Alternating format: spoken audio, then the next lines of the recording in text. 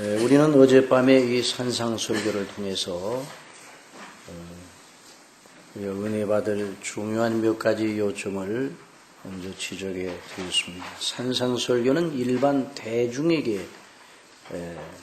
한 도덕적인 교훈이나 무슨 강연이나 그런 것이 아니었다.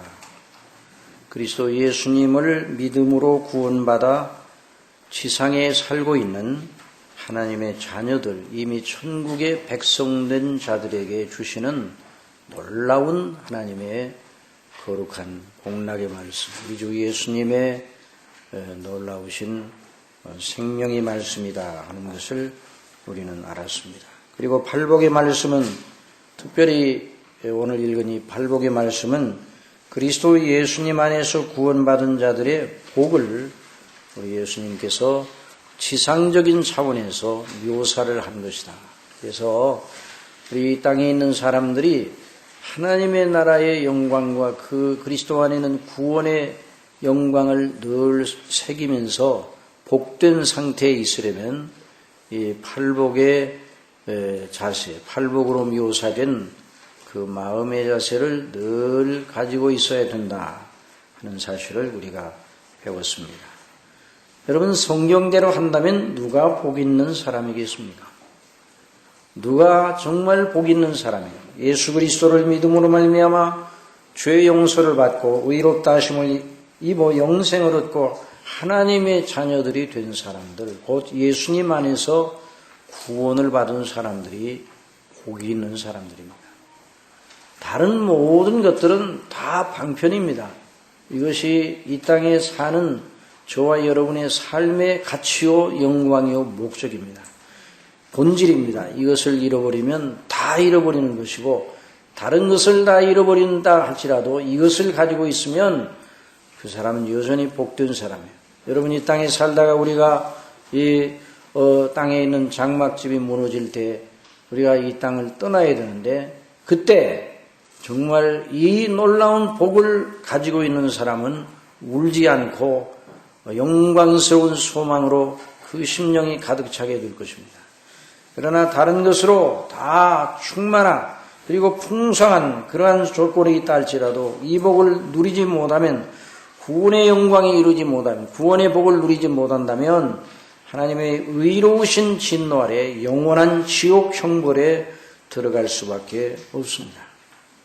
자신의 죄인됨을 모르고 회개하지 않아 예수님을 믿지 않은 모든 이들이 그 영원한 하나님의 진노의 불속, 곧 지옥에 들어가게 된다는 것이 성경이 줄기찬 메시지인 것이에요. 그래서 하나님의 세상을 이처럼 사랑하사 독생자를 주셨으니 이는 저를 믿는 자마다 멸망치 않고 영생을 얻게 하려 하심이라 명백하게 말씀하고 계십니다. 성경에서 거듭 반복적으로 자주 모든 성경의 지면, 모든 말씀 전체가 그 놀라운 진리와 전부 연결이 되어 있는 것입니다. 여러분, 누가 하나님의 진노의 무서움을 알겠습니까? 하나님의 진노가 불의로 진리를 막는 사람들의 모든 경건찬함과 불의에 대하여 하늘로 쫓아 나타난다고 말씀을 했어요.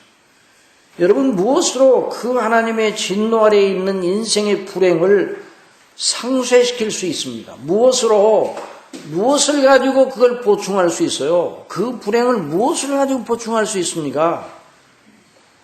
여러분, 돈 가지고요? 세상의 권력과 명예를 가지고요? 세상의 평안? 여러분, 이런 모든 것들은 다 언젠가는 깨어져 버리고 우리를 끝까지 지켜주지 못하는 것입니다.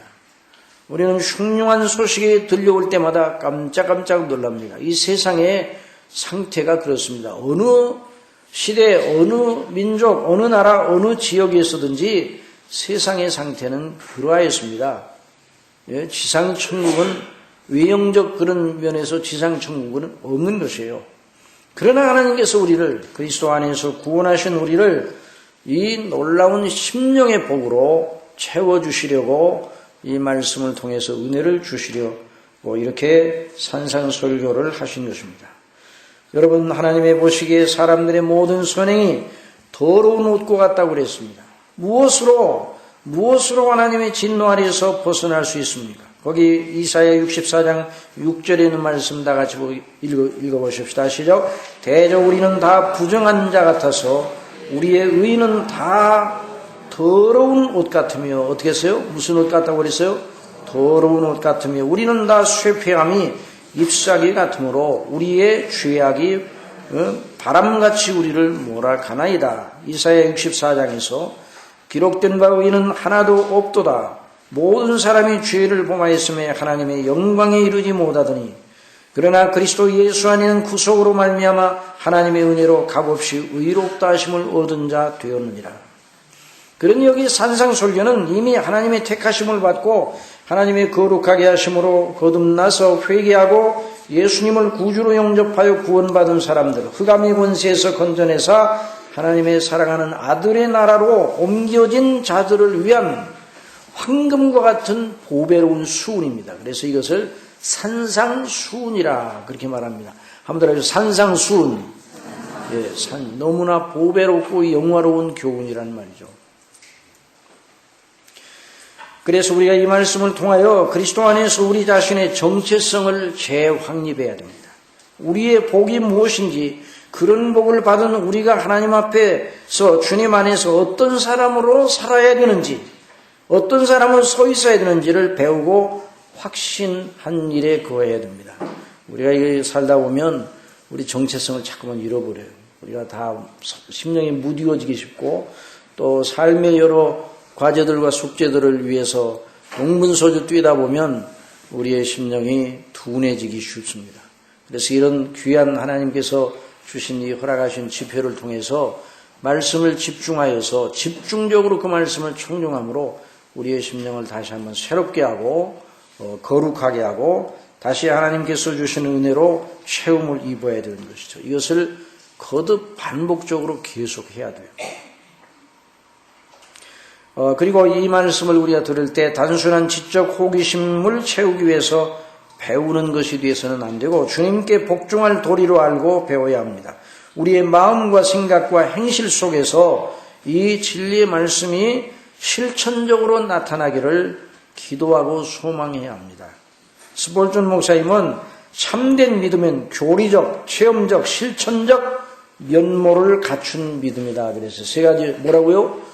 교리적이어야 돼요. 교리적. 이 하나님의 말씀, 이 복음은 교리적이, 복음의 교리가 있어요. 원리가 있어요. 그냥 적당하게 우리를 구원하신 게 아니에요. 그 다음에 이 교리대로 나가면 반드시 하나님의 은혜가 우리에게 임하는 체험을 갖게 되고 또 그것이 우리의 삶의 실제를 통해서 실천적 그런 열매를 맺게 되는 것입니다. 정말 하나님의 말씀은 너무나 실천적인 말씀입니다. 이걸 잊어서는 안 되는 것이죠. 그러니까 교리적이고 체험적이고 실천적 이런 면모를 항상 갖추고 있어야 되는 것입니다. 이것이 바로 사도들의 가르침이었고 청교도들이 견지하였던 가치와 영광과 능력이었습니다. 로이드 목사님은 말합니다. 교회사 가운데 2000년 교회사 가운데 사도 시대를 제외하고 초대교회의 영화로운 시대였죠. 그런데 그 시대의 성도들을 제외하고 이 2000년 교회사에서 가장 성경적인 사람들이 누구냐 이렇게 물어본다면 청교도들이었다 이렇게 말합니다. 물론 청교도들 가운데 너무 지나치게 나간 면모가 있는 그런 연약도 보입니다. 사람이니까 완전치는 못하지. 그렇지만 여전히 청교도들이 견지하였던 그 믿음, 소망, 그 사랑, 그 하나님께 자신들을 온전히 헌신하였던 그 놀라운 모습은 가장 성경적인 모습이었단 말이죠. 그래서 그들은 정말 능력 있는 사람들이에요. 능력이라는 건 어떤 죄를 이기고 세상을 이기고 자기 자신을 이기고 사단의 시험을 극복하고 이겨내는 이런 능력이에요. 그래서 하나님의 뜻을 순종하고 하나님의 복음의 영광을 드러내는 그것이 바로 능력이에요. 우리가 능력 그러면 여러 가지 다른 어떤 은사적인 능력을 생각하기 쉬운데 물론 이 초대교회에 나타났던 여러 은사들이 있어요. 복음의 영광을 위해서 그 사도들을 통해서 이런 은사를 주셔서 여러 이적적인 그런 은사도 없지 않아 있었습니다. 또 하나님의 주권적인 섭리 속에서 어떤 경우에 교회사 속에 간헐적으로 나타나긴 했습니다. 그러나 그것은 상시적이지 아니하고 본질적인 것이 아닙니다. 은사는 방편입니다. 은사는 뭐라고요? 방편이고 수단이에요. 우리가 본질을 붙잡아야 돼요. 은혜를 본질을 붙잡고 있어야 돼요. 그래서 이 말씀을 통해서 우리가 은혜를 받는 거죠. 이게 본질의 말씀이에요. 우리 예수님의 말씀. 이 말씀 우리 예수님의 입에서 처음 발설되었고, 자, 이 말씀이 예수님의 입을 통해 처음 말씀되었고, 그 다음에 누구를 통해서 이 말씀이 증거가 되었겠습니까? 사도들을 통해서 이 말씀이 증거가 되었어요.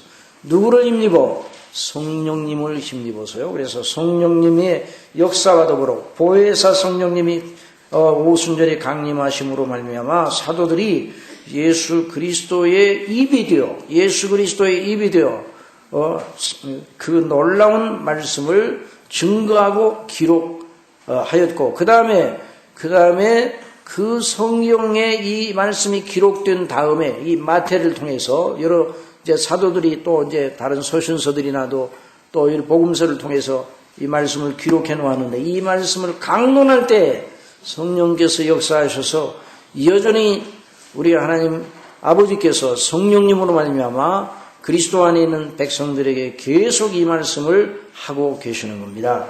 오늘도 우리는 이 말씀을 듣고 있습니다. 그래서 하나님의 거룩한 성령님께서 우리 속에 역사하시면서 이 말씀을 듣고 있는 거죠. 자, 그러면 이제 본문으로 들어가 봅시다. 그런데 이제 오늘은 이제 처음 심령이 가난한 자까지만 하고, 심령이 가난한 자는 복이 있나니 천국이 저희 것임이라는 이 말씀까지만 하게 되는데요. 이 말씀이 산상설교를 푸는, 심령이 가난한 자는 복이 있나니 천국이 저희 것임이라는 이 말씀이 산상설교 전체를 푸는 열쇠라 이렇게 말할 수 있어요. 이 심령이 가난함의 영광이 무엇인가를 알아야 산상설교 전체가 해석이 되는 겁니다. 그래서 오늘은 거기까지 나가려고 그러는데, 먼저 이제 이 산상설교 도입 부분의 그 배경이 어떤가를 우리가 먼저 살펴보기를 원합니다. 자, 거기 보십시다. 우리 본문 말씀 다 같이 읽읍시다. 시작. 예수께서 무리를 보시고 산에 올라가 앉으시니 제자들이 나온지라. 그랬어요. 예수님께서는 당신이 위하여 십자가에 못 박혀 죽으시어 대속하시고 부활하시어 새 생명을 영원히 얻게 하실 바로 그 하나님 나라 백성들, 그 백성들이 될 자들, 이미 예수님 안에서 구원받은 자들을 바라보셨다 그랬어요. 여러분, 무리를 보시고, 한번 따라해보세요. 무리를 보시고, 여러분 어떤 눈으로 바라보셨겠습니까? 우리 주님께서 저와 여러분을 늘 주목하시고 바라보신다는 걸 잊지 마시기 바랍니다. 어떤 눈으로 저와 여러분을 바라보시겠어요? 그래서 보셨다 그랬어요. 저희 목자 없이 유리함을 보시고 민망히 여기사 그랬거든요. 그래서 저와 여러분을 보시는 우리 주님의 눈은 어떤 눈이겠어요? 베드로가 십자가를 지시고 십자가를 지시고 죽으시게 될 그 다음 날 죽으시게 되죠. 그런데 베드로가 다른 사람은 다 버릴지라도 나는 주를 버리지 않겠나이다. 오게도 죽는데도 같이 가겠나이다. 라고 장담을 하였습니다. 그때 우리 예수님께서 내가 닭 울기 전에 3번 나를 부인하리라 그런 말씀을 하셨죠. 그때 이제 일이 진행되어 나가면서 정말 예수님의 말씀대로 되었습니다. 베드로가 자기에게 닥쳐오는 신변의 위협을 걱정하고 염려하고 두려워 떨어 여종이 너도 그 사람 한패가 아니냐 그러면서 이제 이렇게 그 베드로의 신분을 많은 사람들에게 노출시키려고 할 때 그것이 두려워서 예수님이 당하는 그 고난의 형극을 바라보면서 그것이 자기에게도 올까봐 예수님을 부인하고 마지막에는 저주의 말을 섞어서 예수님을 부인하였습니다. 3번째, 그때 예수님께서 가시다가 예수님께서 돌아보셨어요. 바로 그때 닭이 울었어요. 그때 예수님이 바라보셨는데 베드로의 눈과 예수님의 눈이 탁 마주치는 순간 베드로는 자지러졌어요. 예수님의 말씀이 생각나고 예수님의 그 바라보시는 눈을 보고 그 예수님께서 어떤 눈으로 바라보셨겠어요? 네가 나한테 장담을 하더니 내 이놈 너 뭐하고 있는 거야? 이렇게 책망조로 바라보셨겠어요? 우리가 너무나 연약하고 부족하고 허물진 인생의 연약한 모습이 드러나는 모습을 보면서 우리를 사랑하시고 위하여 죽으실 그 예수님께서 우리를 보시면서 늘 사랑하시는 그 눈으로 베드로를 바라보셨습니다. 그럴 때 베드로가 그 예수님의 눈을 감당할 수 없었어요. 그래서 통곡하며 울었습니다. 이게 들리는 말로는 베드로는 늘 닭이 울 때마다 그 생각이 나서 우리 하나님 앞에 자기가 얼마나 죄인인가, 또 하나님이 어떻게 우리를 사랑하셨는가, 그리스도께서 예수님께서 우리를 위하여 어떤 일을 당하셨는가, 어떻게 해서 우리가 구원을 받았는가, 이걸 늘 생각했다는 말이죠.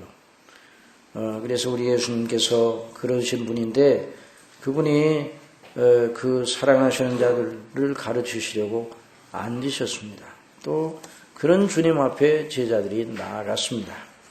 참 아름다운 모습입니다. 자, 우리 예수님이 산에 올라가 앉으시니 제자들이 나온지라. 그래서 나와서 예수님께서 가르치시는 그 가르치심에 복종하기 위해 공손하게 앉은 그런 모습입니다. 우리는 지금 이 시간 우리를 보시는 주님을 함께 우러러 봐야 될 것입니다. 그 제자들 같이 마리아 같이 그분 앞에 겸손하게 나아가 겸비하게 그 무릎 아래 앉아있는 자세를 취해야 된단 말이죠. 거만한 심령에는 은혜가 들어가지 않습니다. 여러분, 물을 따르려 할지라도 물은 밑으로 흐르기 때문에 물이 물보다 밑에 있어야 물이 그 잔 속으로 들어가는 거예요. 그릇 속으로 들어가는 거예요. 그와 마찬가지로 하나님께서 우리에게 은혜를 주실 때 교만한 자에게는 절대로 은혜를 주지 않습니다. 그래서 겸손한 자가 여호와를 인하여 기쁨이 더하겠고, 자 거기 보세요. 우리 이사야 29장 19절 말씀 다 같이 봅시다. 시작. 겸손한 자가 여호와를 인하여 기쁨이 더하겠고 사람 중 빈핍한 자가 이스라엘의 거룩한 자를 인하여 즐거워하리라 그랬어요. 정말 겸손한 자가 여호와를 인하여, 누구를 인하여요? 여호와를 인하여. 그러니까 겸손은 주님을 알지 못하면 진정한 겸손은 없습니다. 그냥 자기 자신을 그냥 스스로 자기 생각에서 겸손한 건 그건 겸손이 아니에요. 하나님 앞에 자기가 이제 오늘 우리가 그걸 계속 배우게 되는데요. 자기가 늘 하나님 앞에 누구인가를 알고 겸손한 자로. 그래서 야고보서 4장 5절에도 말씀했습니다. 우리 다 같이 읽읍시다. 시작. 너희가 하나님의 우리 속에 거하게 하신 성령이 시기하기까지 사모하신다 하신 말씀을 헛된 줄로 생각하느뇨. 그러나 더욱 큰 은혜를 주시나니 그러므로 이르시되 하나님의 교만한 자를 물리치시고 겸손한 자에게 은혜를 주신다 하였느니라. 우리 모두 이 거만한 일에 얼마나 익숙한지, 저나 여러분이나 다 교만하고 거만하죠.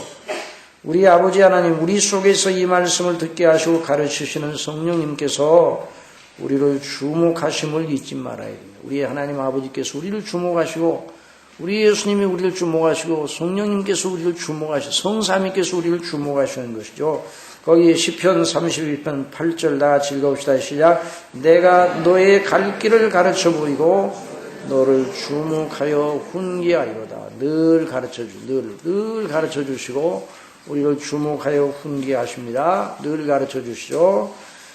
교회 안에는 정말 자기 주장을 하면 남을 가르치려고만 하지 자신을 낮추고 배우려는 자들이 얼마나 적은지요. 우리가 우리 교회를 다니고 하나님 앞에 자녀들이라고 그러면서도 이런 자세를 정말 견지하는 경우가 너무나 많습니다. 우리가 교회에 출석하여 헌신한 경력을 자랑하렵니까? 만일 주님께서 그리 하신다면 이렇게 물어보시면 뭐라고 대답하겠어요? 너희가 그리 오래도록 교회를 다니고 듣고 배우고 배웠는데도 아직도 그렇게밖에 잘하지 못하였느냐 이렇게 물으신다면 뭐라고 핑계를 대겠습니까? 자, 거기 시구리서 5장 12절 말씀 다 같이 봅시다. 시작. 때가 오래므로 너희가 마땅히 선생이 될 터인데 너희가 다시 하나님의 말씀의 초보가 무엇인지 누구에게 가르침을 받아야 할 것이니 젖이나 먹고 단단한 식물을 못 먹을 자가 되었도다. 날마다 젖을 먹어요. 어린아이가 자꾸만 나이가 먹으니 한 돌, 두 돌, 세 돌, 네 돌 막 이런 젖만 먹고 밥을 못 먹는다 그러면 얼마나 답답하겠어요. 그게 거기에 비유하는 거죠. 우리는 하나님의 말씀을 들을 때 아무것도 정말 내세우지 말아야 됩니다. 우리가 하나님의 말씀을 들을 때 처음 듣는 것 같은 자세를 항상 견지해야 돼요. 우리가 이러지는 못하거든요. 우리는 나 이미 알고 있는 거야. 근데 이렇게 생각이 그냥 금방 들어요, 우리 속에. 그러면 안 된단 말이죠. 하나님께 은혜를 받으려면 처음 하나님의 말씀을 듣고 있다 이런 생각을 가지고 또 오늘 말씀 들으면 내가 언제 말씀을 들으랴 이런 자세를 가지고 들어야 됩니다. 그래서 이제 리차드 백스터 그 청교도 유명한 설교자인데 그 목사님이 뭐라고 이제 설교자들에게 젊은 설교자들에게 말하는 거 아니에요. 설교할 때 한 죽어가는 사람이 또 다른 죽어가는 사람에게 설교하는 것처럼 설교하라고. 한 죽어가는 사람이 다시는 설교 안 해요. 그 죽어가는 사람이 죽어가는 다른 사람에게 무슨 설교를 하겠습니까? 당신은 나나 이제 곧 죽게 되는데 어디를 가야 되느냐? 영원히 어디 사느냐? 하나님의 나라냐? 지옥이냐? 이걸 생각하면서 우리가 이 복음의 영광을 붙잡아야 되지 않겠느냐? 이런 간절한 마음을 가지고 설교하라고 그랬어요. 물론 이 설교자에게만 해당되는 말이 아니라 듣는 자에게도 해당이 되는 거예요.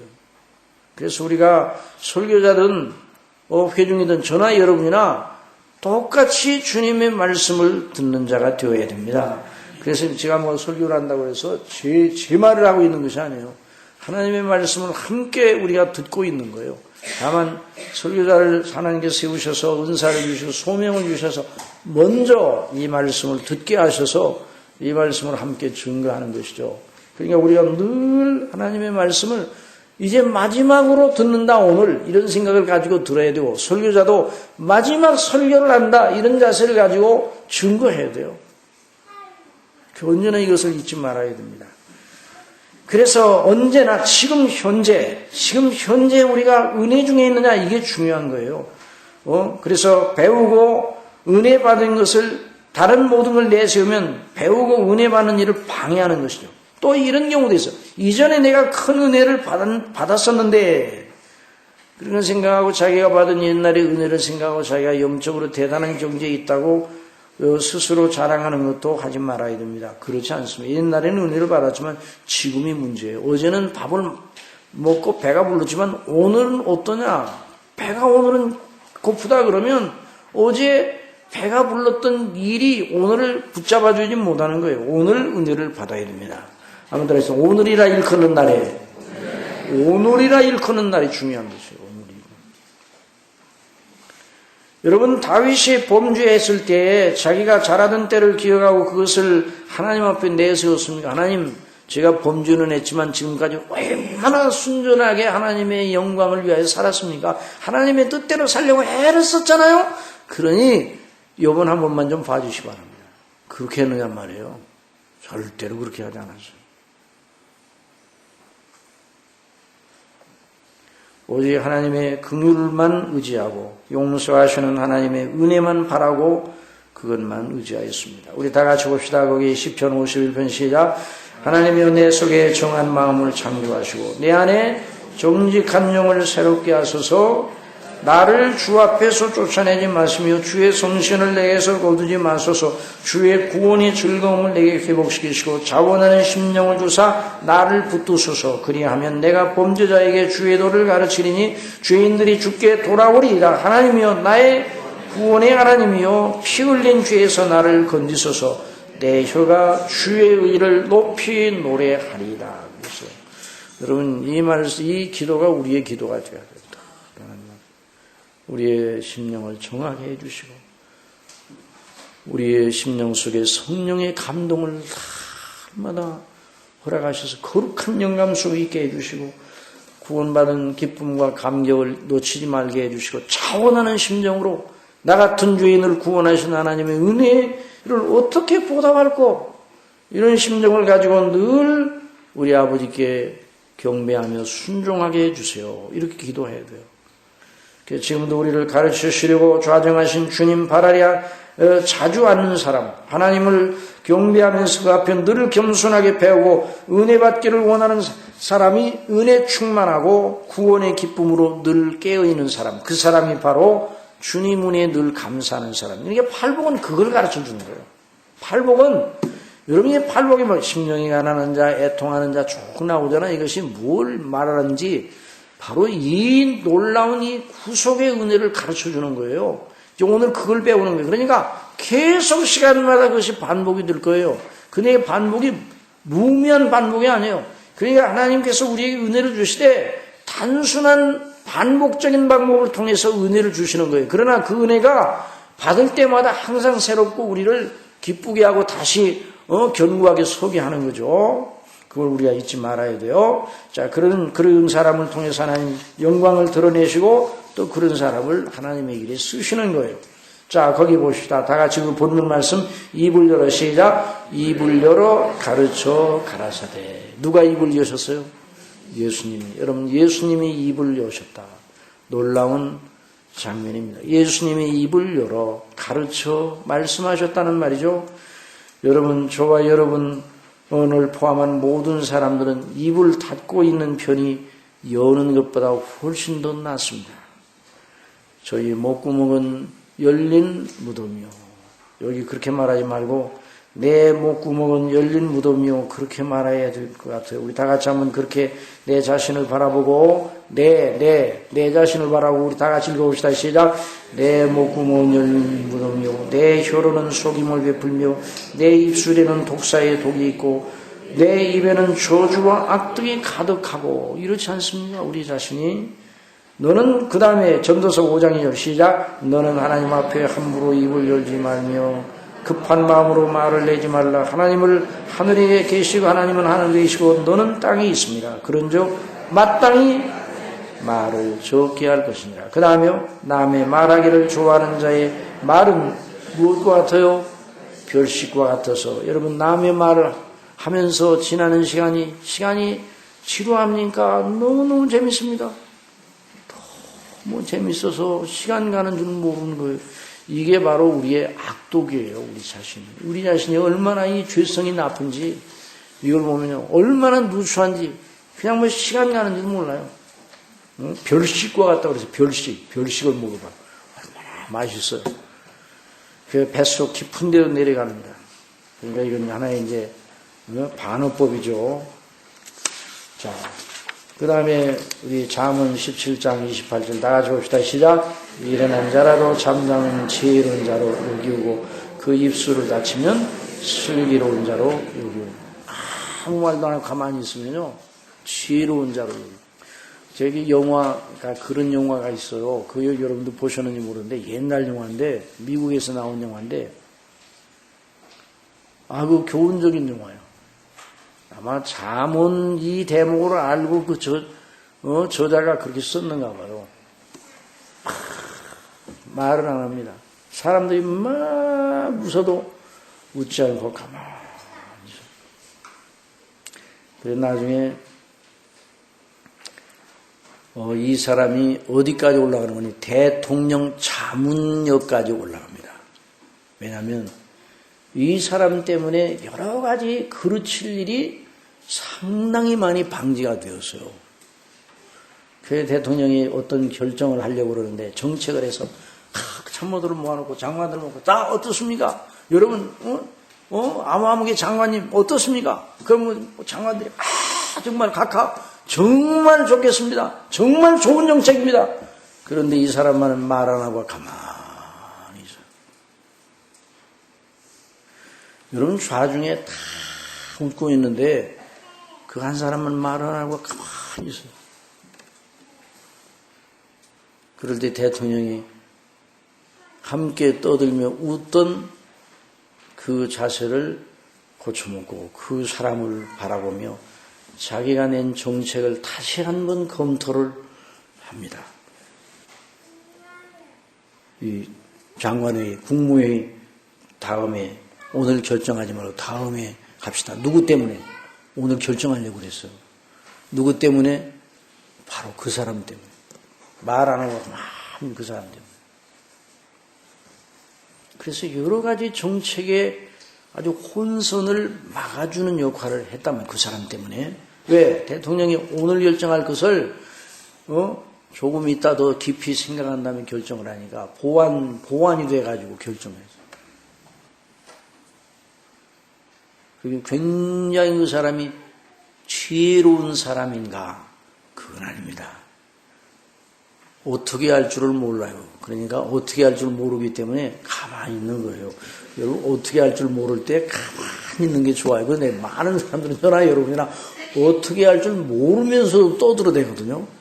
어떻게 할 줄 모르면서도 막 이렇게 저렇게 하자고 그러거든요. 막 안을 내놓거든요. 어떻게 할 줄 모르면 어떻게 해야 돼요? 가만히 있어야 돼요.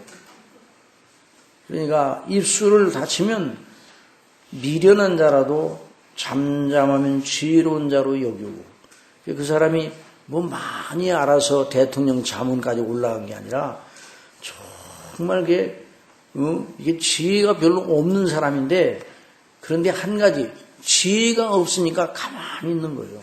여러분 지혜가 없을 때 가만히 있는 게 쉽습니까? 어렵습니까? 참 어려운 거예요. 그거. 그러니까 이 말 무슨 말인가? 우리 사람은 입을 열면 속에서 쌓은 악에서, 그래 우리 예수님이 입에 들어가는 게 사람을 더럽게 한다고요? 나오는 게 더럽게 한다고 했어요. 속에 쌓은 것은 나오는 게 더럽게 한다. 손을 씻지 않고 제자들이 밥을 먹으니까 바리새인들이, 아니 당신 제자들은 손도 안 씻고 식사를 하는 그런 아주 예의 바르지 못하고 부정한 그런 사람들이 어디 있어요? 입으로 들어가는 것이 사람을 더럽게 합니다. 입에서 나오는 것이 사람을 더럽게 하느니라. 그 쌓은 마음에 쌓은 악을 밖으로 말을 통해서. 여러분 이것이 인생이요. 이게 죄가 저와 여러분을 포함한 모든 인생이 하나님이 보실 때 얼마나 죄가 많아요. 그래서 인생의 일생이 분노 중에 지나간다. 주의 분노 중에 지나간다고 했어요. 그러나 하나님께서 우리를 구원하시러 당신의 아들을 보내셔서 사람이 되셔서 하나님이신데, 여기 보세요.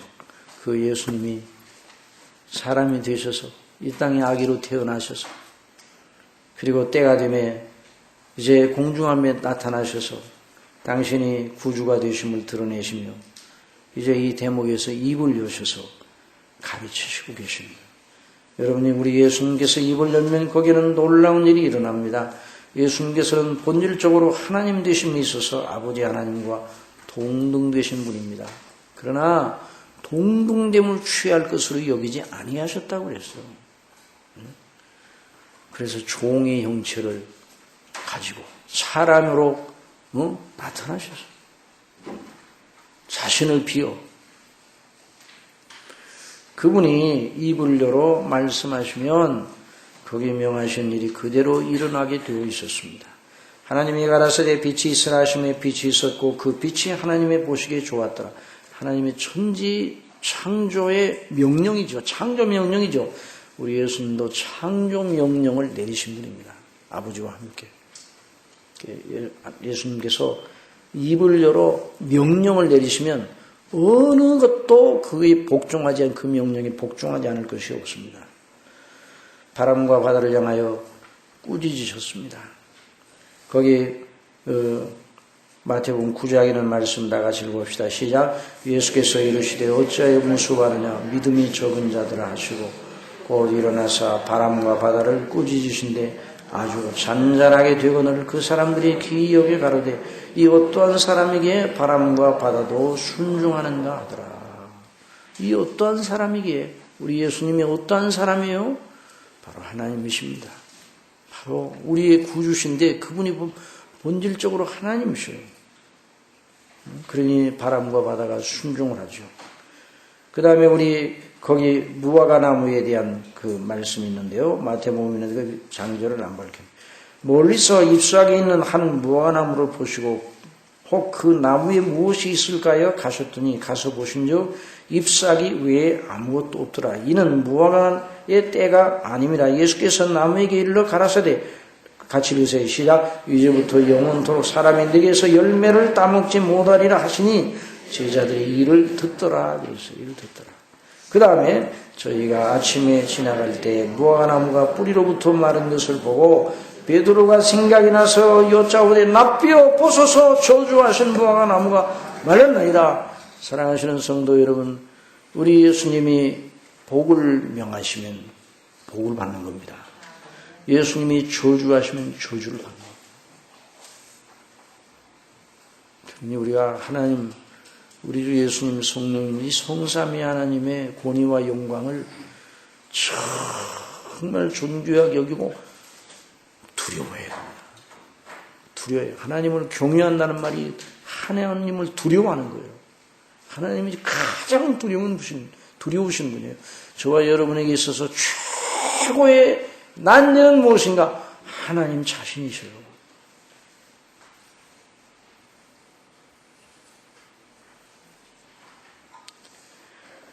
그런데도 우리 하나님께서 예수님을 보내셨죠. 사람으로서 예수님께서 하나님으로서 사람이 되셔 이 땅에 오신 본질적인 목적은 심판하려 하심입니까? 구원하려 하심입니까? 구원하려 하심입니다. 다 같이 읽읍시다. 시작. 진실로 진실로 너희에게 이르노니 죽은 자들이 하나님의 아들의 음성을 들을 때가 오나니 곧 이때라. 듣는 자는 살아난다. 그래서 여기 당신의 백성들을 향하여 입을 열어 가르쳐 말씀하시는 그 말씀으로 당신의 백성들을 살리시고 새롭게 하시고 풍성케 하신다. 진실로 우리가 주님의 말씀에 귀를 기울이게 되면 반드시 그 영혼이 살아나는 일이 일어납니다. 그런 일이 일어나지 않는 일은 없어요. 여러분, 하나님의 말씀에 귀를 기울이면 오늘 현대에 이런 믿음을 가지고 하나님의 입에서 나오는, 예수님의 입에서 나오는 말씀을 청종하는 자가 얼마나 될까? 이 말세에 믿음을 보겠느냐 말씀하시는 이 말세의 믿음은 뭐예요? 말세에 주님의 입으로부터 나오는 말씀에 청종하며 그 말씀을 통해서 주시는 놀라운 은혜를 더 힘입고 사는 사람이 믿음의 사람이에요. 믿음은 그냥 되는 게 아니에요. 믿음은 어디에서 나요? 들음에서 나는 거예요. 듣지 않으면 믿음이 안 생기는 거예요. 또 듣지 않으면 믿음이 견실한 믿음이 될 수가 없어요. 들어야 되는 거예요. 그래서 거기에 이사야 55장 3절 다 같이 봅시다. 시작. 너희는 귀를 기울이고 내게 나와 들으라. 그리하면 너희 영혼이 어떻게 해요? 살리라. 너희 영혼이 살리라. 죽은 자가 살아나고 산 영혼이, 파리한 영혼이 다시 힘을 얻고 풍성하게 된단 말이에요. 너희에게 영원한 언약을 세우리니고 다윗에게 허락한 확실한 은이니라. 산상설교는 이미 그리스도 안에서 살리심을 받은 하나님의 자녀들에게 하시는 말씀입니다. 우리는 주님께서 주시는 더 풍성한 은혜, 생명, 우리는 이미 생명을 얻은 자예요. 구원을 받은 자예요. 그런데 더 풍성한 생명을 얻기 위해서 주의 말씀을 청종해야 합니다. 다 같이 요한복음 10장 10절 시작. 내가 온 것은 양으로 생명을 얻게 하고 더 풍성히 얻게 하려 합니다. 무슨 어떻게 얻어요? 더 풍성히 얻게 하려. 풍성히. 여러분, 똑같은 사람이 살아있는 사람, 숨쉬고 맥박이 있고 다 살아있는 사람이에요. 그러나 밥도 못 먹고 기력이 쇠하고 아주 있는 사람 보고 뭐라고 합니까? 아이고, 살기는 살았는데 다 죽어가네. 다 죽었네. 다 죽었어. 이렇게 말하잖아요. 아이고, 다 죽었네.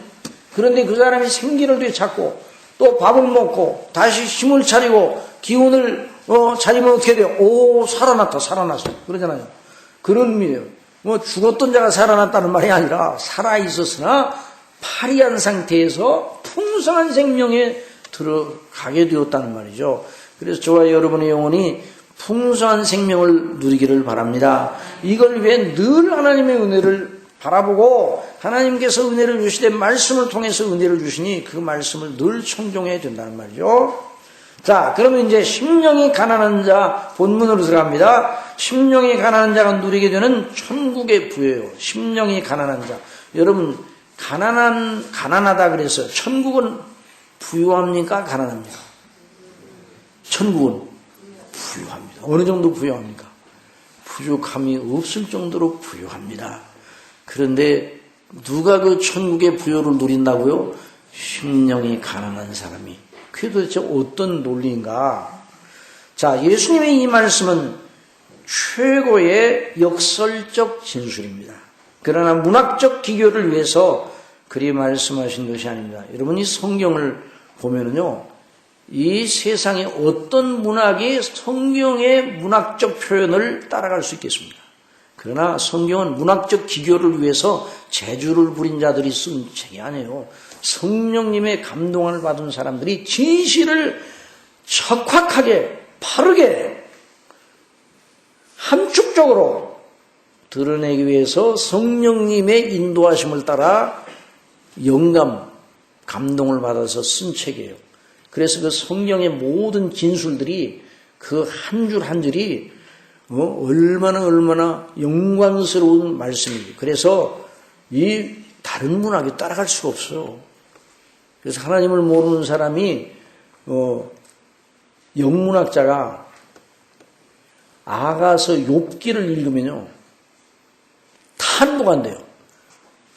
너무 놀라운 문학적 표현과 여기에 탄도가 하는 거예요. 그 탄도가 하는 데서 끝이면 안 되죠. 문학을 위해 성경이 있습니까? 하나님의 진리를 위해 문학을 사용한 겁니까? 진리를 위해 문학을 사용한 건데 그 문학적인 안에 도구인데 그냥 문학적인 그냥 표현이 너무너무 아름답다. 그래서 이제 거기서 머물면 안 되죠. 그러나 우리는 하나님의 놀라운 말씀을 이렇게 읽을 때 그래서 성경을 많이 읽는 사람이 다른 책을 읽기가 좀 곤란해요. 왜 그래요? 싱겁고 유치해. 근데 저도 처음에 예수님을 믿을 때 성경을 이제 읽기 시작했잖아요. 성경을 들을 때 이 세상적인 책 같으면 뭘 설명이 막 많고 뭐 심리 묘사가 많고 사건에 대한 묘사가 많고 막 이렇게 뭐 추리가 많고 그러는데 성경은 마치 장작개비를 패는 것 같아요. 예수께서 가라사대 뭐라고 하셨다.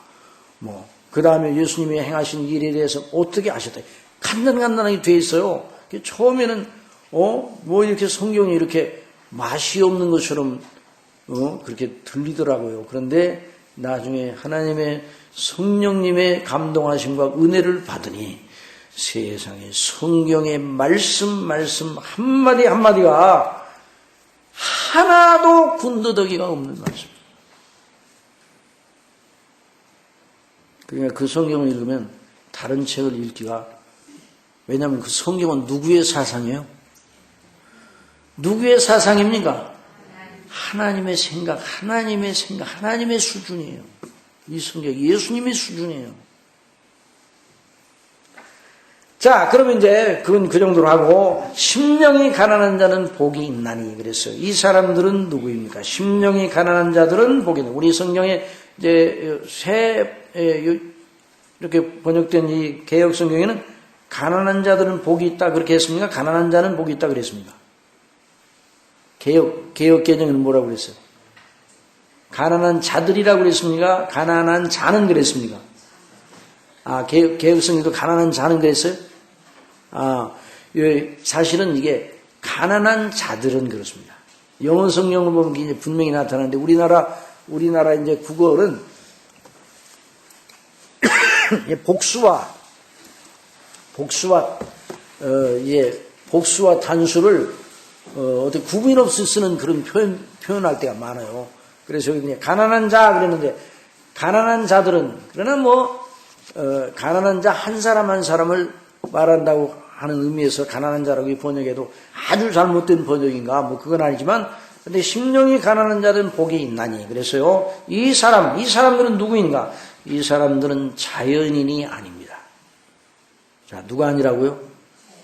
자연인이 아니라는 말은 자연 속에서 사는 사람이 아니라 그 말이 아니에요. 여기서 말하는 자연인이 아니라는 말은 거듭나지 아니한 사람들을 말하는 거예요. 자연인은 본성의 사람을 말합니다. 모태에서 난 본성의 상태로 그냥 있는 사람을 신학적으로 자연인이라 그런 말입니다. 내추럴맨이라 그럽니다. 내추럴맨. 거듭나지 아니한 사람이에요. 그 사람을 보고 복되다고 하지 아니하고 이 심령이 가난한 사람은 누구입니까? 앞에서 여러 번 강조했죠. 본성 그 상태는 원죄의 원리 속에 있어서 죄 가운데 멸망할 사람이에요.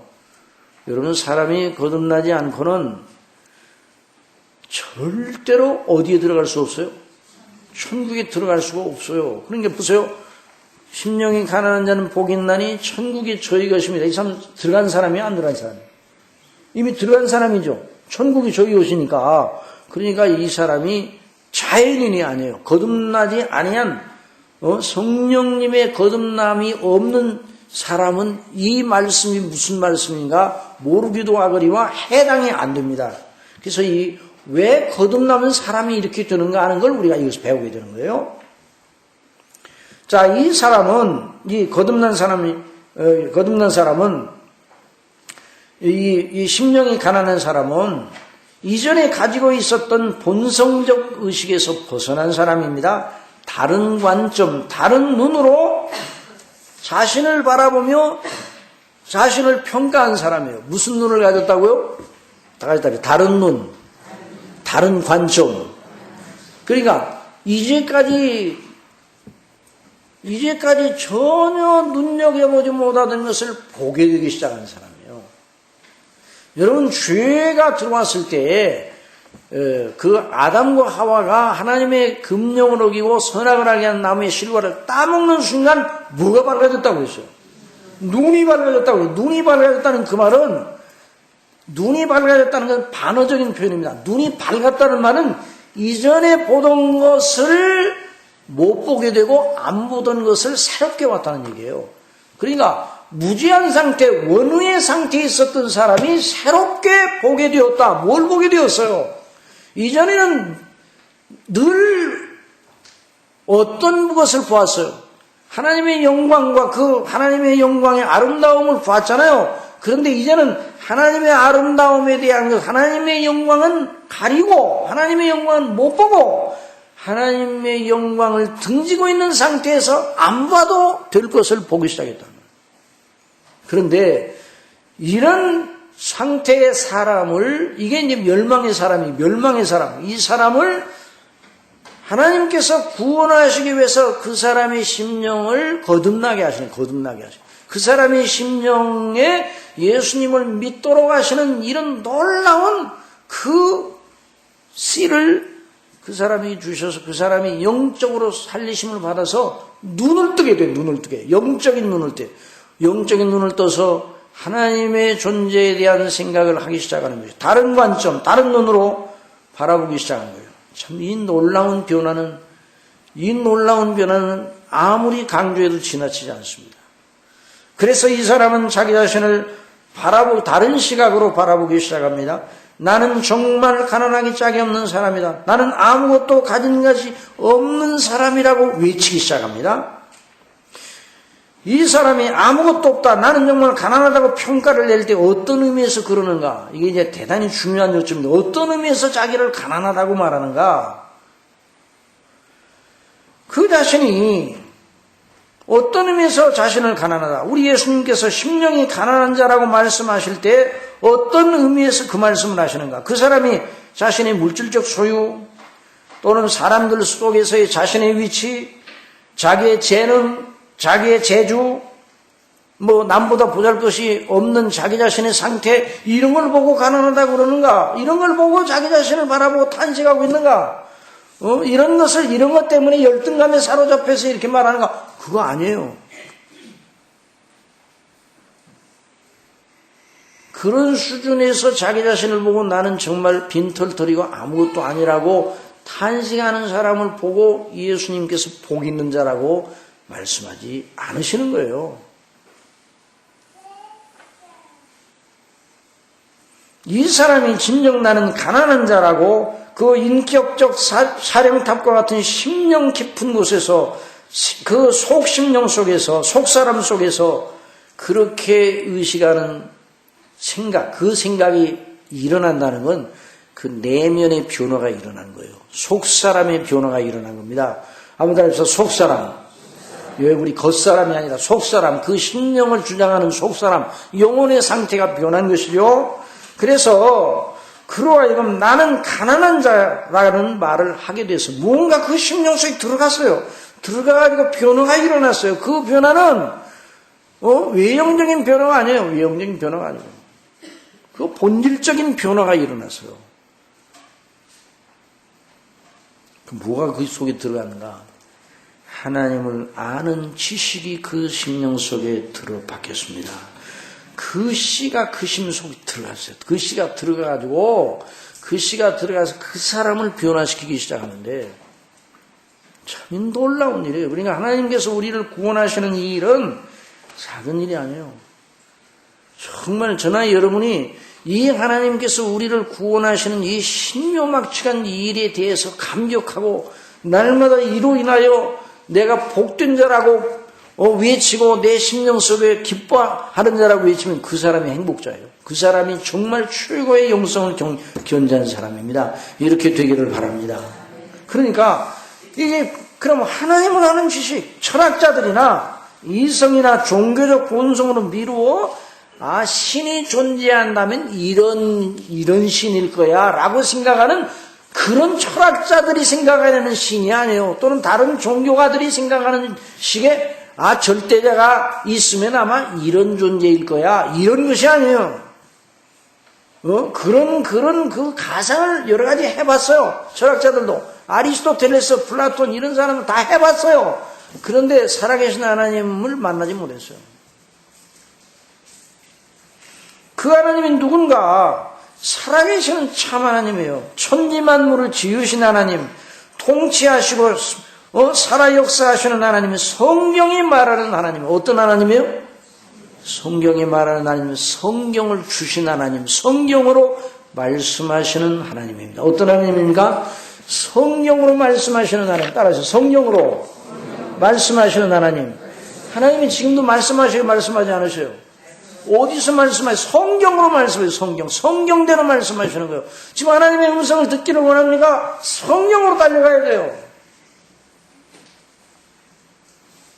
하나님의 음성을 듣는다고 다른 데서 무슨 하나님의 음성, 성경으로 달려가서 하나님께 무릎을 꿇고 성령님의 인도를 따라 성경을 통해서 말씀하시는 그 놀라운 음성을 들어야 돼요. 음성을 듣는다는 게 우리 귀에 무슨 신호가 온다든지 우리 뭐에 이상한 이런 것이 오는 게 아니라 우리의 의식의 세계 속에서 우리의 인격의 속에서 우리 마음과 생각을 주장하시고 우리의 마음에 총명을 주시고 지혜를 주시고 이런 그 의식을 주시고 이런 눈을 주시고 이런 깨달음을 주시는 그런 방식을 통해서 역사하신단 말이죠. 그런 놀라운 일이 그 사람 속에 일어나게 되었어요. 그래서 하나님 앞에 무엇이 귀한가, 하나님이 누구신가를 알기 시작하니까 하나님이 누구세요? 하나님이 누구세요? 하나님이 정말 전지전능하시고 무소부지하시고 완전하시고 무한하시고 하나님은 영이시고 하나님은 모든 면에 완전하시고 의로우시고 영화로우신 분이고 스스로 존재하시고 이 하나님에 대한 하나님의 말씀이 있잖아요. 성경에 나오는 그 말씀이 그대로 그 사람 속에 그대로 정말 능력 있게 위압적으로 한가할 수 없이 그 사람의 심령 속에 그 말씀들이 작용하기 시작하는 거예요. 그걸 이겨낼 수가 없어요. 그런 일이 일어날 때 그 사람이 자기 속에 일어나는 그런 변화를 한가할 수가 없어요. 그래서 이것을 그 여러 칼빈주의 신학자들이 다 같이 말했어요. 무슨 은혜라고요? 불강력적인 은혜, 한가할 수 없는 은혜예요. 한가할 수 없는, 어디 막을 수가 없어요.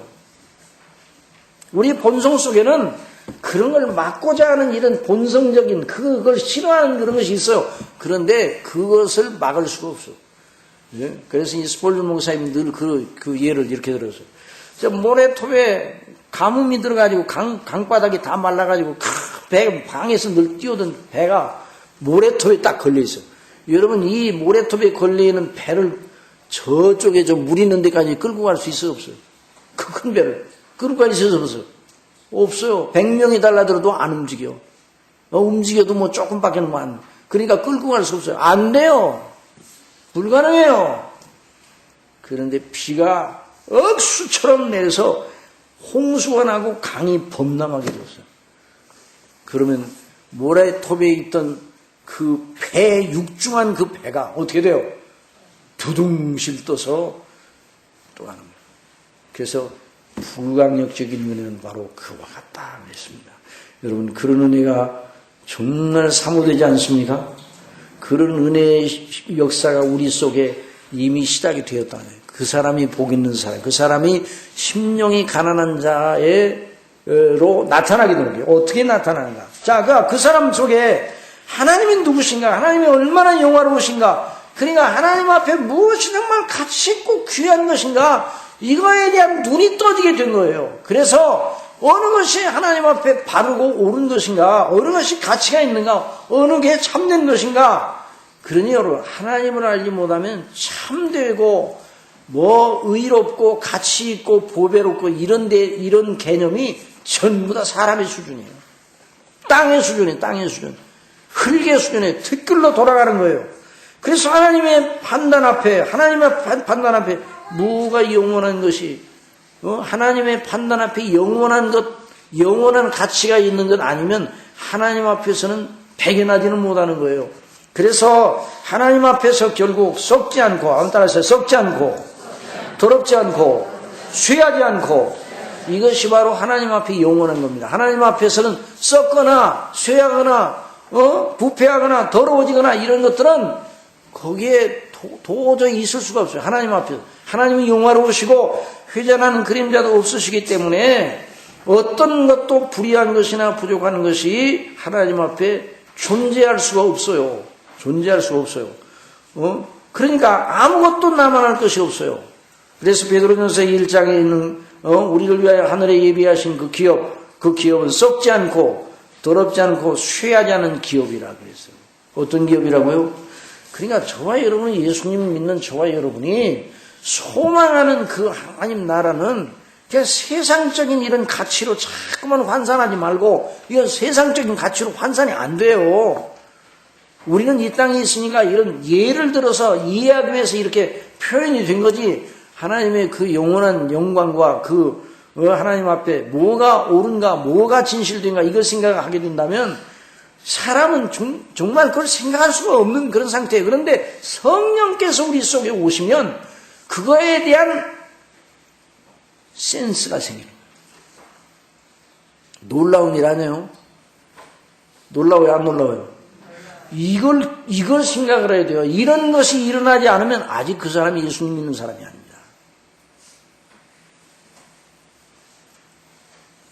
그리고 하나님 앞에서 쇠하지 않고 그 대목 보세요. 쇠하지 않고 더럽지 않고 썩지 않는 오직 유일한 것은 뭐예요? 그 하나님의 명령에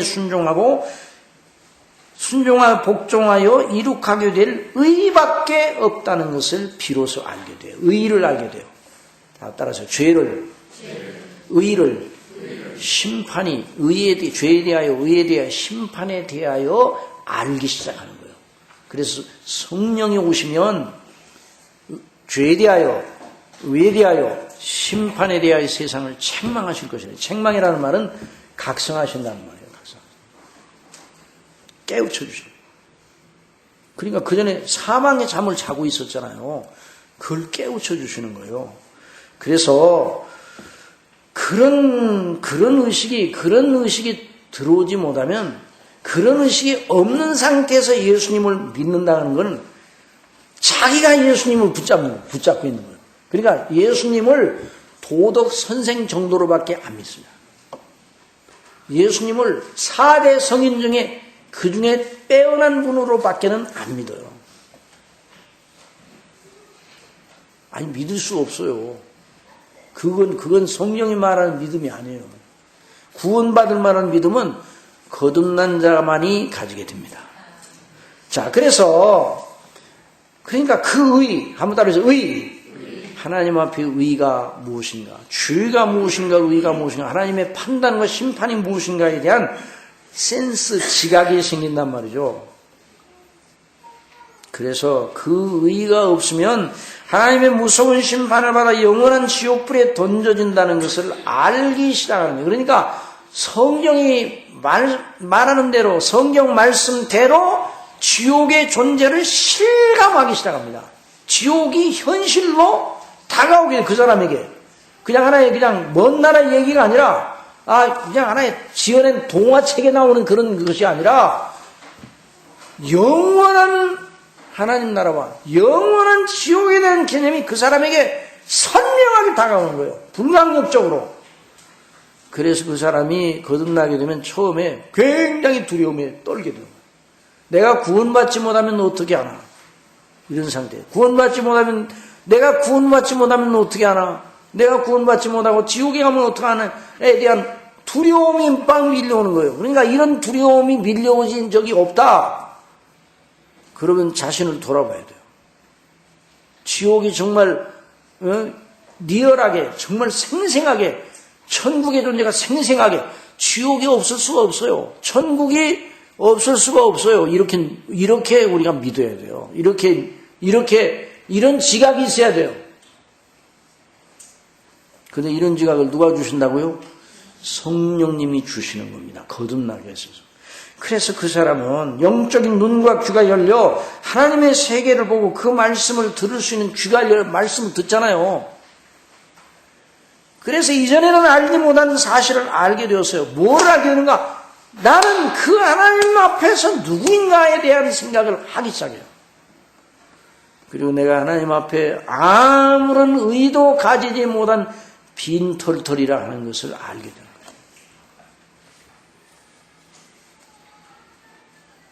그래서 이 사람은 자신이 전에 가지고 있었던 의와 죄에 대한 평가 기준, 그 사람들 중에서 통하는 그런 평가 기준을 다 버리고 심판장 되시는 하나님 앞에 전혀 그런 것은 통하지 않는다는 걸 알고 비로소 하나님 앞에 어떤 고백을 하게 되는 거 아니? 주여 나는 죄인이로소이다 하는 고백을 합니다. 진실로 이 고백을 하게 되는 거예요. 저와 여러분이 하나님 앞에 죄인입니다. 정말 죄인입니다. 그래 각자가 나는 죄인으로소이다. 다 같이 나는 죄인으로소이다. 주여 나는 죄인으로소이다. 이런 고백을 하지 않을 수 없어요. 이전에 옳다고 한 일도 이제 보니 죄라는 것을 알게 되었습니다. 이런 심령의 변화가 어떤 것인가를 알려면 사도 바울을 보면 돼요. 사도 바울. 자, 사도 바울이 나쁜 사람이었어요? 좋은 사람이었어요? 아주 흉악한 사람이었습니까? 좋은 사람이었습니까? 여러분, 사도 바울이 흉악한 사람이었어요? 좋은 사람이었어요? 거저 다메섹으로 그 예수님 믿는 사람들을 잡아서 오게 가두려고 대제사장들이 공문을 가지고 달려가고 살기둥둥해서 달려가는 그 모습이 나쁜 모습이에요? 좋은 모습이에요? 흉악하잖아요. 흉악해 보이죠? 그럼 그 사람이 도덕적으로 아주 사람들 중에 흉악하고 윤리적으로 아주 못되고 아주 속된 말로 망나니 같은 사람이었는가? 그런 사람이 아닙니다.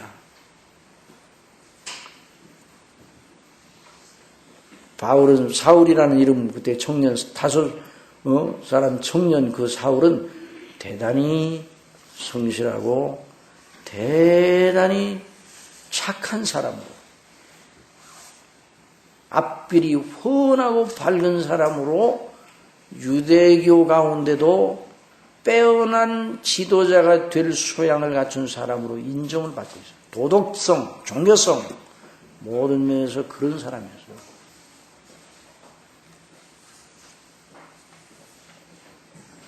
거기 이제 빌립보서 3장 4절 6절 그거 읽어보세요. 다 같이 시작. 나는 육체를 신뢰할 만이 만일 누구든지 다른 이가 육체를 신뢰할 것이 있는 줄을 생각하면 나는 더욱 그러하니라.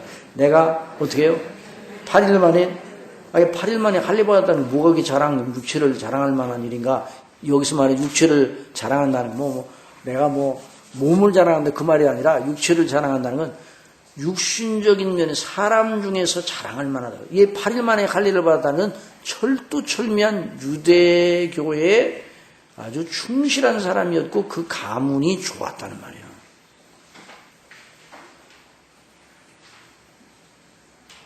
그래서 또 이스라엘의 족속이요, 베냐민의 지파요, 또 히브리인 중에 히브리인이요. 그러니까 그 당시에 그 유대교에서 가장 아주 엘리트층에 속한 사람이었어요. 그 가문도 그랬고, 율법으로는 바리새인요. 그 다음에 열심으로는 교회를 핍박하고, 그 다음에 율법의 의로는 흠이 없는 자다. 율법 계명을 철두철미하게 지킨 사람이에요, 자기 자신이. 그러니까 이 사람이 다메섹도상으로 가는 살기등등한 모습을 우리 편에서, 그리스도 안에서 하나님 편에서 보면 그렇지만 사람들 중에서 보면 굉장히 옳은 일을 하는 사람이었어요. 그가 다메섹으로 제사장들의 부하로 다메섹에는 예수님 믿는 이들을 잡아 옥에 가두려고 가고 있을 때에는 자신이 정말 하나님 앞에 의로운 일을 하고 있다고 생각하고 있었어요. 그리고 그의 일상의 삶 속에서 하나님의 율법과 계명을 완전히 순종하여 언제든지 심판하시는 하나님 앞에 나갈 준비가 되어 있다고 생각했습니다. 자기 자신은 언제 하나님 부르셔도 내가 가진 의의를 가지고 얼마든지 하나님 앞에 서서 의롭다, 영생을 너는 얻을 만하다, 이런 판단을 받을 거라고 생각을 했어요. 그 정도로 사람들 중에서도 자타가 다 공인할 정도로. 그래서 예수가 자기 백성을 위해서 대신 속죄하기 위해 죽었다가 다시 살았다고 주장하는 것은 이단을 쫓는 어리석은 자들이다, 이렇게 생각하고 그들을 잡으러 가셨던 거예요. 그러나 그는 다메섹도상의 정오의 해보다 더 밝은 빛 가운데 나타나 말씀하시는 예수님을 뵙게 됩니다. 예수님이 찾아오셨죠.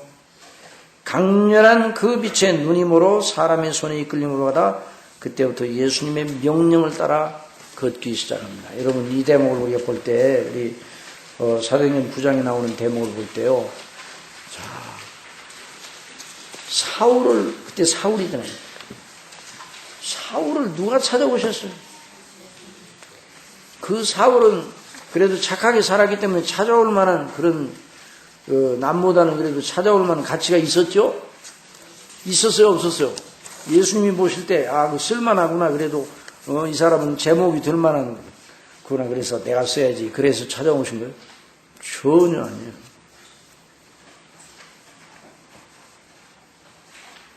정말 주권적으로, 따라서 주권적 은택으로 예수님이 그를 찾아오셨어요. 하나님께서 저와 여러분을 주권적으로 선택하셔서 저와 여러분을 찾아오셨어요.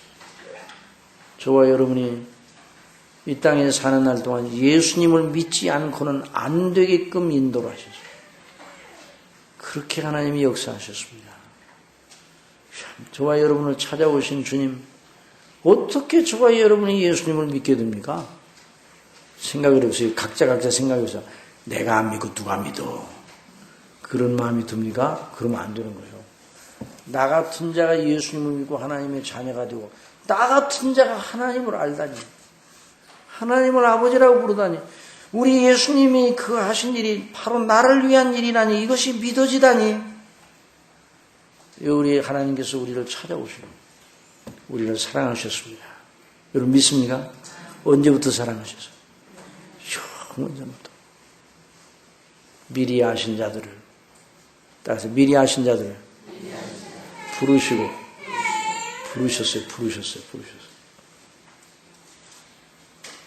정신없이 살고 있는데 부르셨어요.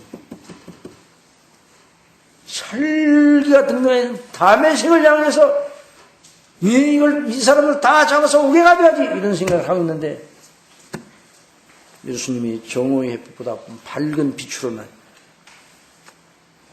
사울아 주여 누이시나이까. 나는 내가 핍박하는 나사렛 예수니라. 내가 가시체기를 뒷발질하기가 내게 고생이구나. 주여, 내가 무엇을 행하리까 알아서. 여러분, 저와 여러분도 허겁지겁 그냥 살고 있었어요. 근데 저와 여러분을 미리 아시고 미리 아셨어요. 미리 정하셨어요. 언제 정하셨어요? 창세전에 미리 아신 자들을 부르시고 때가 될 때 부르셨어요. 이 시대 속에 부르셨어요. 칼빈은 칼빈 시대 속에, 로이드 존즈는 로이드 존즈의 시대 속에, 스폴전은 스폴전의 시대 속에, 어거스틴은 어거스틴의 시대 속에 살도록 하시고 그때 부르셨어요. 부르시고 부르신 그들을 또한 의롭다 하시고, 의롭다 하신 그들을 어떻게 하셨다고요? 영화롭게 하십니다. 그러니 얼마나 놀라운 일입니다. 그래서 사도 바울은 그때서 자기가 죄인인 줄 알았어요. 죄인 중에, 그래 평생 사도 바울은 하나님의 은혜의 복음을 증가하는 사도로 늘 행하면서 내가 모든 사도보다 많이 수고하였지만은 그러나 내가 아니요 하나님의 은혜가 헛되지 아니하여 내가 모든 사도보다 더 많이 수고하였지만 내가 아니요 누구라고요? 내 안에 계신 누구라고요? 하나님의 나 되는 것이 오직 하나님의 은혜로 된 것이라고 했어요. 하나님의 은혜로 된 것이라. 하나님의 은혜는 누구 안에 있습니까? 예수님 안에. 이제 그걸 우리가 배우는 거예요. 그럼 여러분들 생각하세요. 아이고 산상설교 배워보니까 그럼 예수님 믿고 구원받은 복을 얘기를 계속 하는데 그럼 새로운 것이 아니잖아요. 이렇게 생각할 분이 없겠죠. 여러분 성경 어디를 강론하고 깊이 들어가면 반드시 그 진리를 만나게 돼. 그 진리를 우리에게 밝혀 보여주시는 거예요. 그래서 바울의 경우는 복된 자들로 묘사된 사람들에게 해당이 되는 것입니다. 물론 그런 의식을 가지게 되는 경로가 사람마다 다 다르죠. 그러나 본질은 하나입니다. 그 예수님께서는 그런 사람들을 가리켜 복 있다. 그런 사람들이 누구라고요? 심령이 가난한 자. 심령적으로 나는 하나님 앞에 스스로는 아무것도 가진 것이 하나님 앞에 내놓을 뭐가 없다는 거예요? 그렇죠. 의의가 없다는 말이죠. 자, 그런데도 왜 복이 있는가? 천국이 저희 것이기 때문입니다. 이 말씀은 그들이 자신들이 하나님 앞에 의의가 없고 오직 죄밖에 없다는 것을 인식하는 것 자체로 천국이 그들의 것으로 주어진다는 말인가? 이거 잘 구분을 해야 돼요. 이 대목을 잘 섬세하게 들어야 돼요. 만일 그러하다면 나는 죄인이에요 라고 진실로 말하면 그 자체가 천국을 소유하게 될 조건과 근거를 만드는 셈이 됩니다. 그러면 안 되는 거예요. 여러분, 천국의 조건, 천국의 근거는 우리 자신의 어떤 행사, 회개와 믿는 행동 자체, 어떤 열심도 천국을 소유할 공로나 근거로 삼을 수가 없습니다. 우리에게서 나는 것은 어느 것도 우리 자신을 불사르게 내어주어도 그것이 천국을 살 대가가 될 수가 없습니다. 도리어 내 자신에게서는 어느 것도 죄에 오염되어 있어요. 의식이, 그런 의식이 바로 심령이 가난한 자의 의식이죠. 그러니까 우리 속에 나는 건 다 뭐가 묻어 있다고요? 죄가 묻어 있어요. 그걸 하나님 앞에 그대로 가지고 나면 다 퇴짜예요. 다 죄가 있어요. 그러나 어거스틴이나 사도 바울이나 이런 사람들이 이룩한 의의는 하나님 앞에 가지고 나면 또 그래도 받아들일만 하겠죠? 여전히 마찬가지예요. 마찬가지고 다 그 수준은 안 되는 거예요. 그러면 천국을 소유하기 위해 지불할 값을 우리 자신에게서 찾을 수 없어요. 대체 얼마를 주면 천국을 살 수 있나요? 천국을 살 값이 얼마나 되는 거예요? 자, 그 값을 천국을 살 값을 지불해 천국을 사잖아요. 그 값이 뭐라고요?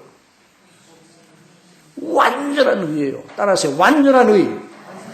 완전한 의가 지불되어야 됩니다. 그러니까 저나 여러분도 스스로 완전한 의를 하나님의 뜻에 완전 무결하게 한 번도 죄를 진 적이 없는 상태로 완전 무결하게 의를 지킬 수가 있다면, 행할 수 있다면 그것으로 천국을 들어갈 수 있습니다. 여러분, 그런 분이 있다 그러면 그렇게 한번 힘써 보세요. 있어요, 없어요? 없어요. 나면서부터 주인이에요, 우리는. 그리고 의의 몇 점이에요? 의의 점수가 몇 점이에요, 우리에게? 0점이에요. 0점이에요. 그래서 완전한 하나님의 보시기에 완전하게 아무 흠도 티도 주름 잡힌 것도 없는 완벽한 의, 하나님의 요구와 명령과 뜻, 하나님의 율법과 계명을 통한 하나님의 의로운 요구를 완전 무결하게 만족시킨 의, 그것이 있어야 천국에 들어갈 수가 있어요. 천국을 살 수가 있어요. 그걸 제출해야 하나님의 나라 천국을 자기의 소유로 만들 수가 있습니다. 그러니까 천국의 값이 비쌉니까? 쌉니까? 비싸요. 지구를 다 팔아도 천국을 살 수가 없습니다. 여러분, 지구를 다 팔아도 천국을 살 수가 없어요. 그러니 위에 있어서 완전 무의 상태에 가난하기 짝이 없는 의 스스로는 천국은 멀기만 합니다. 그런데도 천국을 사기에 완전한 의를 소유하신 예수님께서, 누가 완전한 의를 소유하셨어요? 예수님이 완전한 의를 소유하셨어요. 그 예수님께서 그런 자가 복이 있다 말씀하셨어요. 심령이 가난한 자는 복이 있다. 왜? 천국이 저들의 것이기 때문이다. 이 말씀 무엇입니까? 천국이 그들의 것이 되도록 내 의로 그들의 의가 되게 하시는 하나님 아버지의 뜻이 있어 그들이 천국을 소유하게 된다는 걸 예수님은 여기서 말씀하고 계신 거예요. 그러니까 자, 천국을 심령이 가난한 자들에게 허락하시는 분은 누굽니까? 누구예요? 천국을 심령이 가난한 자들에게 허락하시는 분이 누구예요? 아이고, 하도 쉬워서 대답을 안 하시는가 봐. 누구예요, 누구? 하나님이신가, 예수님이신가, 서로 이렇게 대답을 못 하시는 거예요. 그래서 누가 아시지? 몰라서 안 하는 거예요. 누가 우리에게 천국을 허락하시는 거예요? 하나님께서 허락하시는 거예요. 누구의 의로? 예수님의 의로. 그것을 예수님이 말씀하시는 거예요. 그러니까 심령이 가난한 자, 곧 심령적으로 자기는 아무것도 가진 것이 없는, 의가 없는, 죄밖에 없는 자라고 여기는 사람, 그 사람은 천국을 받게 될 것이다. 누구를 통해서? 그러니까 지금 산상설교에서 누구를 지금 증거하고 계시는 겁니까? 예수님은. 예수님 자신을 증거하고 계시는 거예요. 예수님 자신 속에 천국이 있잖아요. 예수님 자신 속에 하나님께서 우리에게 주시는 천국이 있어요. 그러니까 천국이 저희 것이다 그러면은 심령이 가난한 자, 그 사람이 자기 자신이 죄밖에 없다는 걸 알고 하나님 앞에 심판받을 것밖에 없다는 걸 알고 나를 믿는 너희는 복이 있다 그 말이에요. 그 사람이 천국을 소유한 사람이에요. 이미 너희는 나를 믿음으로 복이 있도다 이 말이에요. 그래서 하나님 앞에 자기는 죄밖에 없음을 의식하여 회개하여 필연적으로 하나님의 긍휼을 구하며 예수 그리스도를 믿는 자들은 복이 있나니 저희가 하나님께 용서를 받고 의롭다 하심을 받고 하나님의 자녀로 받아들여지고 천국의 상속자가 되는 자가 복이 있다. 그런 사람이 복이 있어요. 그러니까 이 복을 누가 받아요? 예수님 믿는 사람이. 누가 받아요? 저와 여러분이 받는. 여러분 믿습니까? 이 정체성을 가지고 세상을 살아야 돼요. 이것이 바로 그래서 우리가 예수님 믿는 사람이 기뻐하는 것입니다. 그러므로 여기 산상설교의 팔복의 말씀의 두 중요한 요점은 이것입니다. 그러니까 오늘 이걸 잘 공부해놓고 다음에 이렇게 공부하다 가면 아이고 7장까지 전혀 못 나가겠네. 그렇게 생각을 하는데 물세 7장까지 나갈 수 있을지 몰라도 한번 따라서 진도는 누구에게 맡겨? 진도는 저한테 맡기세요. 아시겠어요? 진도는 하나님 저한테 맡기시고 이 오늘 대목을 잘 공부를 해야 그 다음에 시간 속에서 빨리 달려갈 수가 있어요. 이 대목을 잘 공부해야 돼요. 그래서 산상설교 전체에 또 팔복의 말씀을 붙들고 있는 두 기둥이 있어요. 따라하세요. 나를 아는 지식, 그리스도를 아는 지식.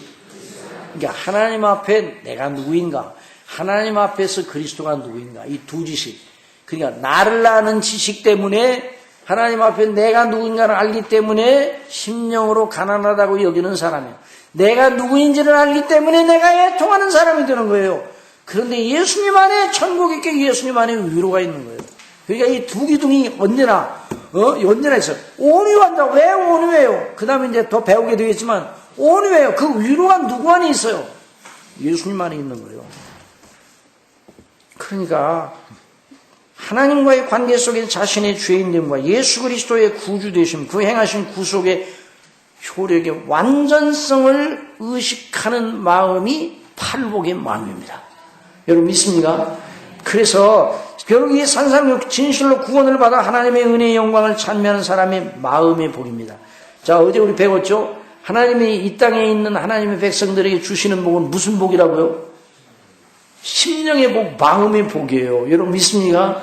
마음으로 복된 자가 복 있는 사람이에요. 마음으로 복된 자가 누구예요? 마음을 잘 써야 복이 있지. 뭐 이렇게 쉽게 말하는, 그렇게 말 안 되고, 그리스도 예수님 안은 믿음으로 하나님 아버지를 경외하고 우러르며 성령님의 인도하심을 받는 그 마음, 이게 팔복의 마음입니다. 자, 그래서 빌립보서 3장에서 사도 바울은 스스로 의롭다고 그랬는데, 자, 거기 빌립보 3장 7절로 9절 다 같이 읽읍시다. 시작.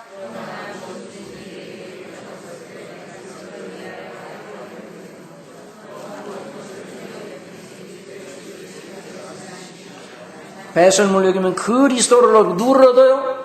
그리스도를 얻고, 누구를 얻어요? 누구를 아는 지식이 가장 고생해요? 그리스도 예수님을 아는 지식이 가장 고생하고, 또 그를 위하여 모든 걸 잃어버리고 배설물을 여기면 그리스도를 얻고, 그 안에서 발견들이 합니다. 다 같이 시작. 내가 가진 의는 율법에서 난 것이 아니요 오직 그리스도를 믿음으로 말미암은 것이니 곧 믿음으로 하나님께로서 난 의라. 누구를 가리키는? 하나님께로 난 의가 누구예요? 그리스도가 그 행하신 일. 그러므로 여기 산상설교에서의 팔복의 말씀은 예수 그리스도를 믿음으로 말미암아 구원받은 사람의 생각과 행실을 주도하는 그 깊은 마음의 행로를 말하는 거예요. 마음의 행로. 예수님께서는 진정 하나님의 사랑하심을 받고 예수님 안에서 구원받은 사람, 곧 말씀으로 거듭나게 하시는 성령님으로 말미암아 회개하고 진실로 예수님을 믿어 구원에 이른 복된 사람의 정체성이 어떤 마음과 의식의 작용으로 나타나는지를 이 팔복을 통해서 묘사하고 계십니다. 그러니까 이 팔복의 말씀은 저와 여러분의 그 영광과 복을 묘사합니다. 제가 이제 신대원 신학교 다니면서 로이드 목사님의 산상설교가 있어요. 산상설교. 여러분 그 책을 꼭 사보시기 바랍니다. 그 책이 로이드 목사님이 처음 우리나라에 소개된 책인데요. 그 책이 저 문창수 목사님이 번역하신 책인데, 그 책을 제가 읽고 그때 74년도에 들어갔으니까 그때는 다 어려워가지고 책도 누런 갱지에다가 중절지 갱지에다가 했는데, 얼마나 그 책을 4권으로 나눠서 내는데 얼마나 힘든지 한 권 내고 1년 걸려요. 그래서 졸업할 때까지 다 안 나온 것 같아요. 그러고 나서 나중에 나왔는데, 그 책을 읽고 팔복의 말씀을 제가 1학년 때 읽고 나서 제가 녹아버렸어요.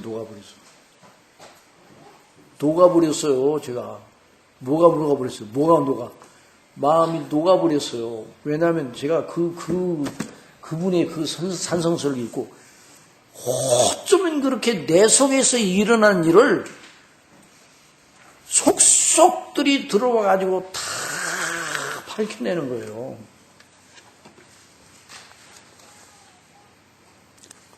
그래서 그 책을 읽고, 이야, 이것이 바로 하나님의 말씀이고 이것이 바로 하나님의 복음이구나.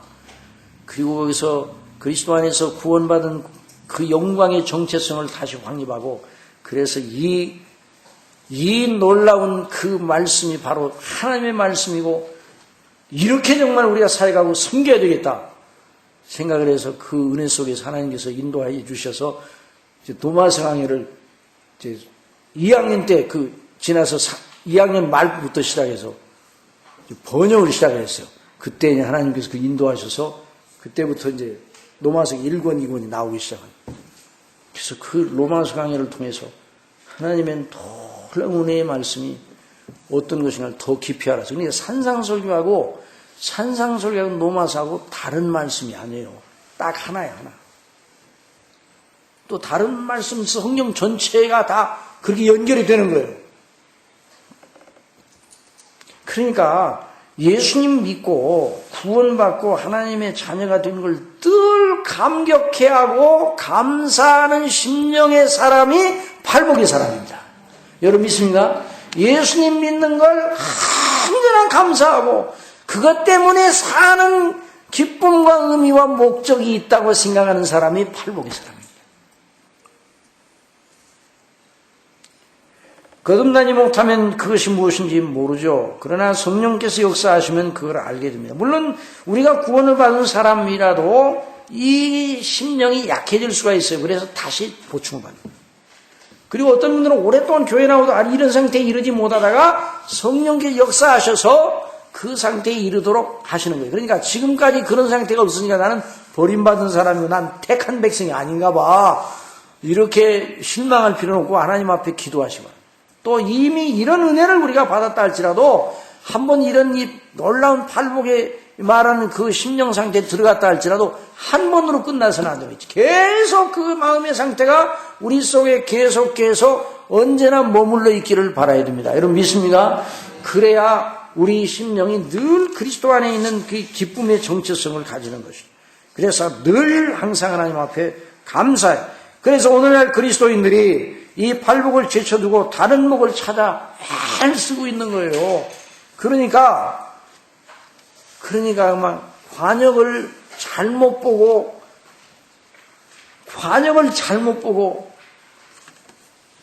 화살을 날리는 격이에요. 제가 군에 있을 때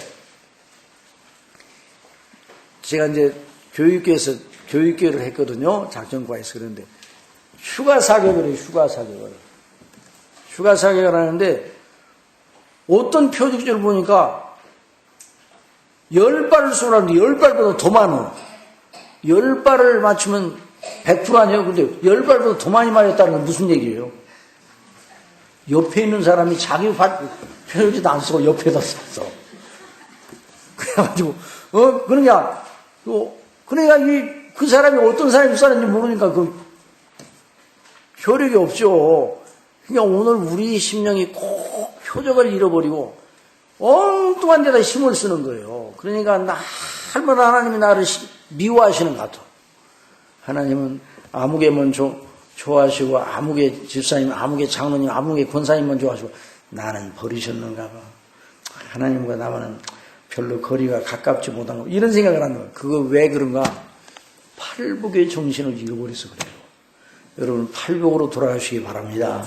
성령 충만하실 때 우리가 나 같은 죄인이 구원받아 하나님의 자녀가 되고 하나님의 나라의 백성이 되었다니 나를 위해 예수님이 대속하신 그 은혜가 너무나 놀랍고 크구나. 그래서 사도 바울이 내가 너희 중에 있을 때에 그리스도와 그 십자가에 못 박힌 것 외에는 결코 아무것도 알지 않기로 작정했다는 그 말씀이 무슨 말씀인가 하는 것을 알게 되고 그래서 비로소 기쁘게 되는 거예요. 이런 역사가 있기를 바랍니다. 그래 우리가 지금까지 그렇게 못한 게 마치 터진 웅덩이에 가서 물을 담아놓는 거나 마찬가지. 생수의 근원을 버리고 우리 예레미야 2장 13절 17절 13절 17장 13절 두 군데의 말씀 한번 읽어봅시다. 그 말씀에 너무 중요한 말씀이에요. 자, 예레미야 시대의 백성들이 그랬는데 우리도 늘 이럴 때가 일단 많단 말이죠. 자, 거기 2장 예레미야 2장 13절. 자, 다 같이 봅시다. 자, 시작. 내 백성이. 자, 예레미야 1051면, 거기 보세요. 예레미야 2장 13절 다 찾아보세요. 시작. 내 백성이 두 가지 악을 행하였나니 곧 생수의 근원 되시는 누구를 버렸어요? 하나님을 버렸어요. 나를 버린 것과 스스로 뭐를 팠어요? 웅덩이를 판 것인데 그것은 물을 저축하지 못할 터진 웅덩이에요. 터진 웅덩이에는 물을 담아놓으면 안 되는 거죠. 생수의 근원을 찾아야 돼요. 생수는 누구예요? 생수의 근원은 누굽니까? 예수님이에요. 한번 따라하세요. 내가 주는 물을 먹는 자마다 그 속에서 영생하도록 솟아나는 샘물이 되리라. 이것이 바로 생수의 근원. 우리 예수님이 생수의 근원. 그러니까 예수님을 늘 마음속에 생각하고 하나님의 영광을 바라보고 그 약속하신 천국의 영광을 바라보는 사람, 이 사람이 생수의 근원에서 펌하시는 사람이에요. 또 우리 예레미야 17장 13절 한 번 더 찾아봅시다.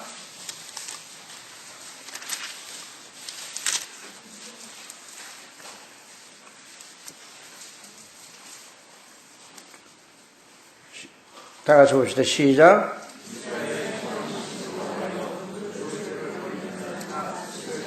무릇 여호와를 떠나는 자는 흙의 기록이 되오리니 이는 생수의 근원이신 여호와를 버립니다. 이 생수의 근원이신 하나님, 우리 주 예수님, 생수처럼 나를 믿는 자는 그 배에서 생수의 강수가 흘러가리라.